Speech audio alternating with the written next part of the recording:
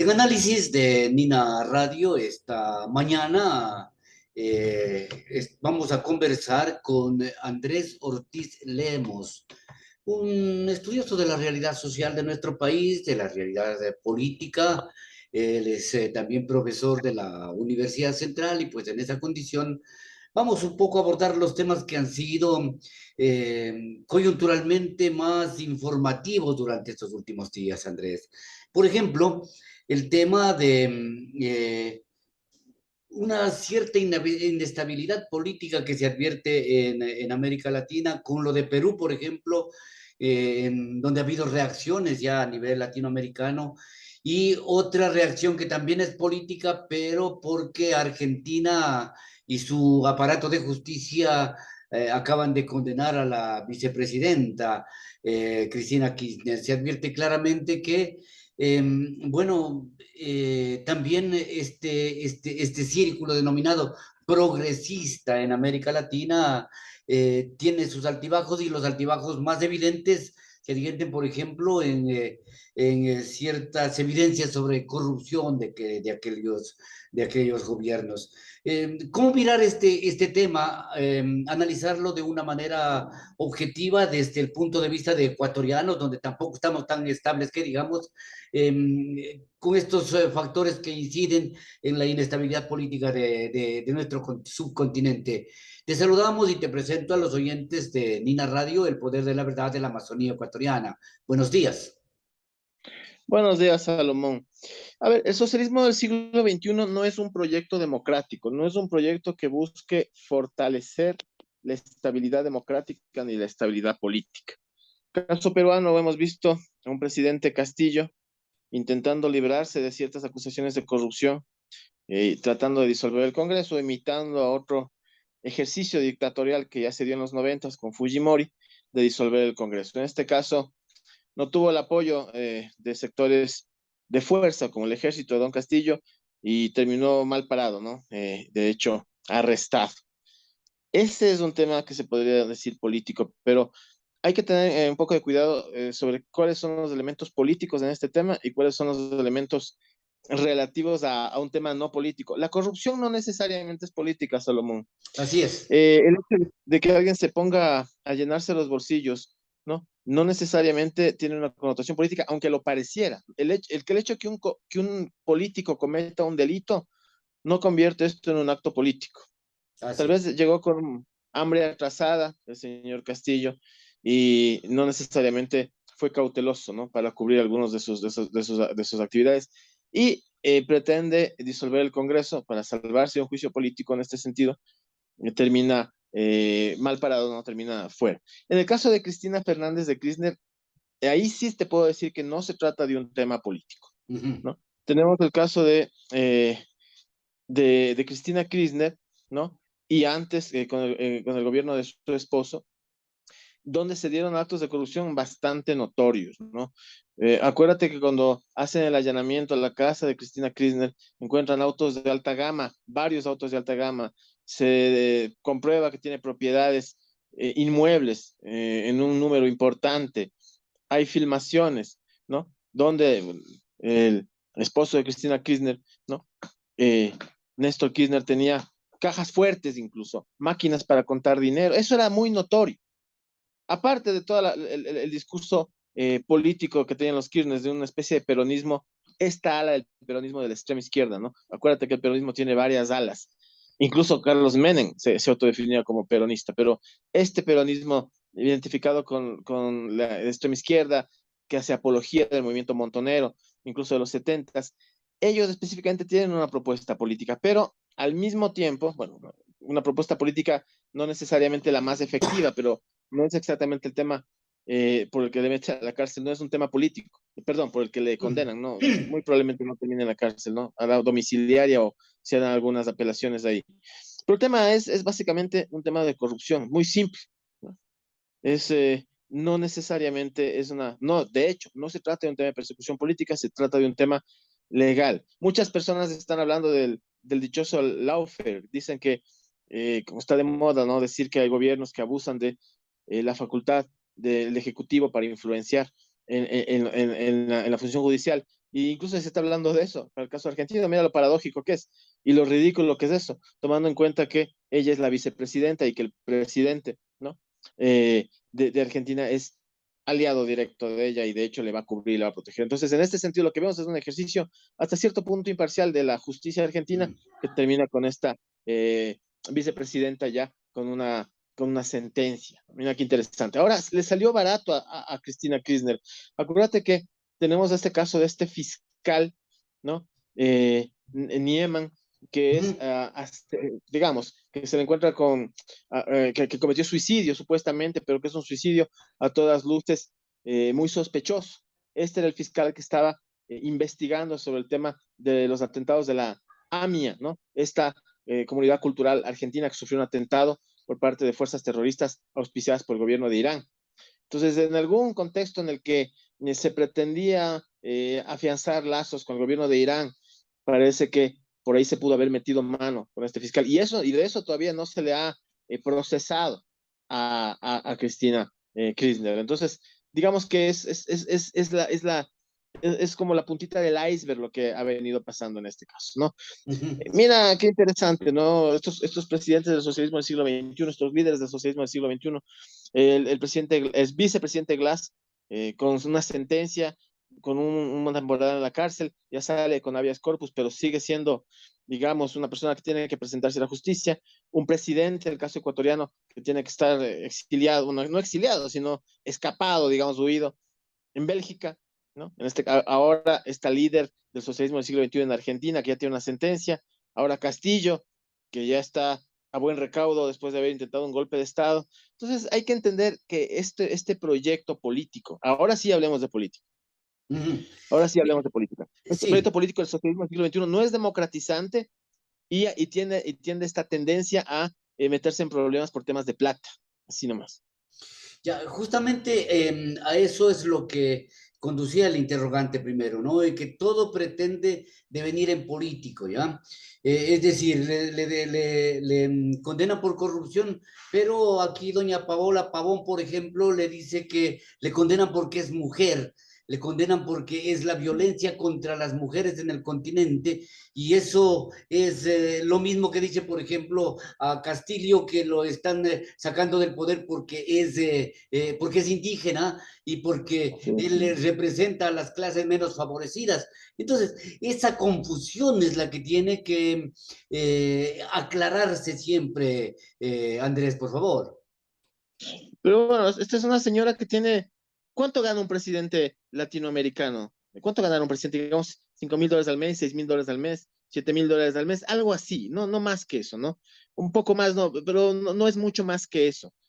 Ese salario y el salario de vicepresidenta que tiene actualmente Cristina Kirchner, ese salario justifica docenas de autos de alta gama, centenares de propiedades, cuentas bancarias no justificadas. Es obvio, o sea, es demasiado obvio. Hay un principio jurídico que dice que de lo obvio no hay ni siquiera necesidad de investigar, o sea, no hay mucho que decir acerca de eso, ¿no? Es obviamente una persona que se enriqueció de forma ilícita y los jueces argentinos encontraron las evidencias necesarias desde el ejercicio jurídico autónomo que se dio allá para hacer esta sentencia.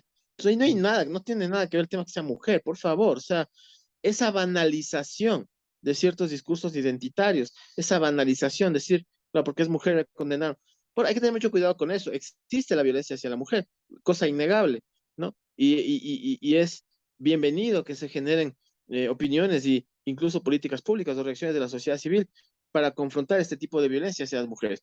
Pero por eso mismo, justo a nombre de eso, se debe evitar la banalización que se está pretendiendo dar, ¿no? Con el caso del señor Castillo, cosa parecida, ¿no? Una persona de estratos populares en sus orígenes, ya no, me imagino, y ahora es parte de la élite política, y ese pretexto, ¿no? La idea de que probablemente por ser una persona de clases populares, identificado con grupos indígenas, probablemente de forma nominal, y un profesor rural, eso ya es intocable. Es terrible lo que pasa. Y esos son los ejemplos más ligeros, Salomón. Esos son los ejemplos más ligeros que podemos encontrar. Hay ejemplos mucho más grotescos. Te doy el caso colombiano. Muchos de los actuales legisladores de Colombia que fueron miembros activos de las FARC y dirigentes de las FARC. Tienen acusaciones, pero mucho más graves, tienen acusaciones por violación, por esclavitud sexual de niñas, por utilización de niños soldados, ¿ya? Y a pesar de eso les tienes ocupando escaños en el legislativo colombiano. Entonces, esto es una tendencia común en el discurso del socialismo del siglo XXI. Considerar que los hechos que cometen estos actores políticos o incluso los delitos, como el caso de las FARC, o el caso de Cristina Kirchner, o el caso del señor Castillo, o el caso del señor Lula da Silva en su momento, están justificados a nombre de un discurso ideológico romántico, ¿no? Entonces, digamos, Ujú. una especie de Robin Hoods, estos señores, ¿no?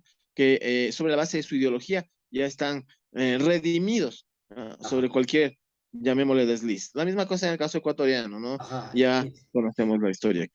El caso es que, como decía Facundo Cabral, tenía una frase que decía, no, mi papá era un militar de mucho respeto, chévere, solo le tenía miedo a los pendejos. ¿Y por qué? Porque son muchos. No hay quien pueda luchar con semejante frente. En eso ¿Quién puede estamos los contar con países ese frente? latinoamericanos que no podemos luchar contra semejante avalancha de estas ideas que convencen a muchos, pues pueden convencer a la mitad más uno de los mismos ecuatorianos de cualquier continente de nuestro, ¿no? De cualquier país, digo, Es de que nuestro continente. nos gustan las buenas noticias, pues. ¿Qué preferimos nosotros? Alguien que nos diga, se puede generar cambios positivos en la sociedad, pero hay que ajustar las cuentas, tener una economía responsable, un poco de austeridad, apretar los cinturones. Eventualmente, en algunos años, la economía se va a estabilizar, va a haber posibilidad de generar fuentes de empleo, pero va a ser un trabajo duro. Si un político dice eso, se cae. ¿Quién va a querer votar por una persona tan aburrida y tan gris? En cambio, el líder del socialismo del siglo XXI le dice, no, qué maravilla, vamos a, como dice Gustavo Petro en Colombia, vamos a imprimir billetes, ¿no? Entonces, esos discursos tienen que ver con el populismo. El socialismo del siglo XXI se nutre del populismo, ¿no? Uh -huh. Son discursos más benévolos. Nadie quiere escuchar malas noticias ni noticias de trabajo duro. Lo que queremos escuchar son retóricas, elementos moralistas, dulces, que nos ayudan a sentirnos cómodos, incluso moralmente. Miren cómo le defienden a la señora Kirchner, Uh es -huh. increíble, señora, es una magnate, con todo el dinero que no puede justificar, y a pesar de eso, tiene gente que le defiende entre las mismas clases populares. La misma cosa con el señor Nicolás Maduro, la misma cosa con las hijas de Chávez, ¿no? Exacto. La misma cosa. Entonces, el problema está que en que quienes tienen una claridad, como tú, por ejemplo, una claridad de pensamiento, no pueden de ninguna manera, no pueden en cierta manera lograr también el consenso porque la demagogia puede ser la que gane la batalla, ¿no? Imagínate aquí en nuestro país, si es, por ejemplo, contra un indígena, uy, que satanizan a quien lo acuse. Y si es mujer e indígena, y de alguna clase popular, entonces quien esté debatiendo con ellos ya entra, por supuesto, entra en desventaja. No sé cómo lo veas, Andrés, por favor. Completamente, completamente, Salomón. Este tema del paro, el paro de octubre y el paro de julio, ¿no? Cogemos estos ejemplos. En el caso del paro de octubre del 2019, las demandas de las organizaciones indígenas en el caso ecuatoriano eran demandas que tenían que ver con la defensa de los intereses del quintil 5 de ingresos, o sea, las personas que tienen más plata, que son las que se benefician del subsidio a los combustibles. El subsidio a los combustibles no beneficia a las clases populares. ¿Cuáles son los problemas de las organizaciones indígenas en el Ecuador? Desnutrición infantil, falta de acceso a la educación, falta de acceso a tierras, falta de acceso a beneficios de la modernidad para temas agrarios, falta de acceso a educación superior, muchos elementos que se podrían haber solicitado, justos, por cierto, para las organizaciones indígenas. ¿Qué se pidió? Subsidiar el combustible para beneficiar al quintil 5, a la gente que tiene más recursos, no a los indígenas, por cierto. En el paro de junio de este año, del presente año, más o menos lo mismo. Al final el paro se disuelve porque se logra conseguir una rebaja de 15 centavos al galón de gasolina que realmente no beneficia a nadie, básicamente. Es una cosa impalpable, simbólica. Más bien la idea de una persona con intereses políticos, son su propia agenda política, como puede ser Leonidas Issa, con la necesidad de buscar una causa y que esa causa pueda encaminar a los apoyos y las acciones que puedan darle la posibilidad de tener cancha electoral o cancha política o convertirse en una figura fuerte. Lo mismo las mesas de diálogo que se han generado una serie de acuerdos, alrededor de 200 acuerdos, pero todos giran en torno a una retórica que no necesariamente es una serie de demandas que benefician directamente a los indígenas. No se habla de control de precios, ¿no? Bueno, hay algunos elementos que sí son importantes en temas de salud, ¿no? Algunos elementos de esos temas ambientales que más bien en cierta forma son retóricos, pero si vas al corazón del asunto, que es el tema de la focalización a los subsidios de los combustibles, ni Ujú. siquiera llegaron a acuerdos. Ya. Entonces, eso se quedó igual en el aire. ¿Ya? Ahora lo que se está luchando, lo que se está proponiendo es este tema, esta idea de que se pueda hacer eh, estas condonaciones de deudas de banca pública. Mira lo interesante, ¿no? De Ban Ecuador, la Corporación Financiera Nacional, incluso se ha llegado a hablar del BIES, ¿no? Desde esta perspectiva, desde estas demandas. Cosa que Ujú. es casi, o sea, eso es pedir que se quiebre básicamente algunas instituciones financieras públicas, específicamente Ban Ecuador, o que se utilice recursos básicamente para condonar esas deudas, recursos que podrían utilizarse para otras cosas, ¿no? Ajá. Nutrición infantil, y algunos elementos. En lugar de eso, ¿qué se pide? Se está pidiendo básicamente que se condonen deudas y que beneficien a las personas que son las que se ven endeudado, ¿no? En detrimento de Entonces, otros elementos que son más importantes, ¿no? ujú. Tema de salud, educación y cosas de ese tipo. Entonces, mira, la Entonces es un tema agenda de demagogia. política, finalmente te voy a consultar esto, ¿no? En este diálogo que resultó interesante. La agenda política está por sobre las ideologías, también hablando de que tú conoces del tema, y ya no es la ideología propiamente para la que predomina, sino una agenda política de quienes incluso usurpan el término de izquierda o usurpan los términos políticos para su propia agenda política y no pues em, en el contexto de una estructura que favorezca al Estado y a la sociedad. Verás, Salomón, yo hace algunos años te daría la razón, diría, estos son discursos populistas que se aprovechan, que se ponen una máscara de izquierda, básicamente por un tema demagógico. Yo te diría eso, te daría la razón. Pero en este momento yo creo que luego de leer mucho de las experiencias socialistas en Europa del Este, en China, en Camboya, en Cuba, en Nicaragua, en Venezuela, ya no te podría decir que se trata de una falsa izquierda. Yo lo que te diría es que es el mismo repertorio de la vieja izquierda de siempre. Pero ¿Sabes? Este usurpadora tema, podría ser no lo creo, yo creo que, tampoco. yo no creo ya en eso de que sea una izquierda usurpadora, yo creo que las consecuencias de lo que se ve en el socialismo del siglo XXI son consecuencias parecidas a las que se ha dado eh, en la izquierda tradicional durante Ya. el siglo XX. Mira lo que pasó. Albania, uno de los países más pobres del mundo, está en el corazón de Europa por causa de la aplicación dogmática del socialismo. A Oxa, líder de Albania, no se le puede acusar de ser una falsa izquierda. Oxa, líder de Albania, se caracterizó por ser un ortodoxo de izquierda, completamente radical y completamente, pero dogmático, y el resultado fue catastrófico. El caso de Mao Zedong en China, en el gran salto hacia adelante, después con la revolución cultural china, la misma vaina.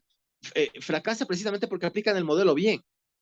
¿Ya? Mm. ¿Cuándo se salva China? Cuando se muere Mao Zedong y viene Deng Xiaoping y genera una serie de cambios. Entonces, más bien la aplicación correcta de los lineamientos del marxismo o del discurso retórico de la izquierda tradicional, específicamente de la izquierda marxista.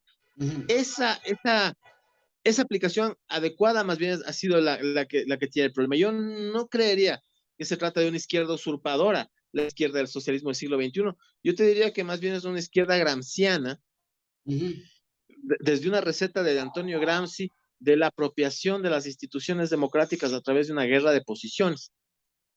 Y más bien una izquierda bastante astuta y coherente, ¿no? Y eso de los líderes que se hacen millonarios y que viven como reyes, eso no es nuevo, o sea, eso pasa con la Kirchner, que pasa con Maduro, pasa con los Glass, pero pasó también en China con Mao Zedong, pasó con Stalin, pasó con Pol Pot, siempre terminan estos camaradas, líderes, portadores de la luz, convirtiéndose en pequeños emperadores, y eso ha pasado.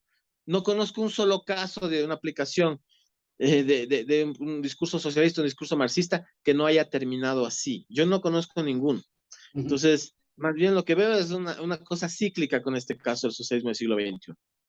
Así están las cosas, amigos oyentes. Bueno, pues esta ha sido una discusión, un debate, un conversatorio, digámosle más bien, con las preguntas del periodista y las respuestas de Andrés Ortiz. Te agradecemos infinitamente y chévere sería si podemos recurrentemente recurrir a estos diálogos para que de estas exposiciones pueda el amigo oyente que este mismo momento está en nuestra sintonía pueda hacerse su propio criterio, su propia elucubración del entorno en el que actualmente vive, ¿no? Para primero votar sabiendo, pues, y después ver si en realidad el individuo puede ser parte del cambio de una sociedad.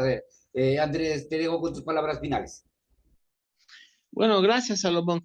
¿Sabes qué? Yo me he dado cuenta, tal vez a través de las lecturas y mi ejercicio como docente, creo que si hay una especie de salida para estos temas de la demagogia, los populismos y de los autoritarismos, es la cultura política. Es decir, no necesariamente la respuesta está en los líderes políticos ni en las instituciones, siquiera, sino en el individuo, en el ciudadano político, en las personas comunes que pueden desarrollar una democracia bueno, suena trillado, pero bueno, así es, ¿no? Una democracia participativa y una democracia deliberativa, ¿no? Esa posibilidad de que nuestras voces puedan influenciar en las instituciones democráticas hasta el punto de cambiar la estructura y el sistema de cosas, pero eso requiere trabajo, no es un tema de pasividad. Somos corresponsables de las cosas que nos han pasado en la región y como corresponsables podemos hacer cambios también. Muchísimas gracias, Andrés. Hasta una nueva oportunidad. Gracias, Salomón. Hasta Hasta pronto. luego.